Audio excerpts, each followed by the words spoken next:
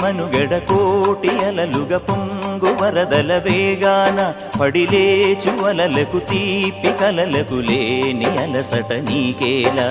నల్ల నల్ల నీళ్లలోన ఎల్లకిల్ల పడ్డట్టున్న అల్లో మల్లో ఆకాశాన చుక్కల్లు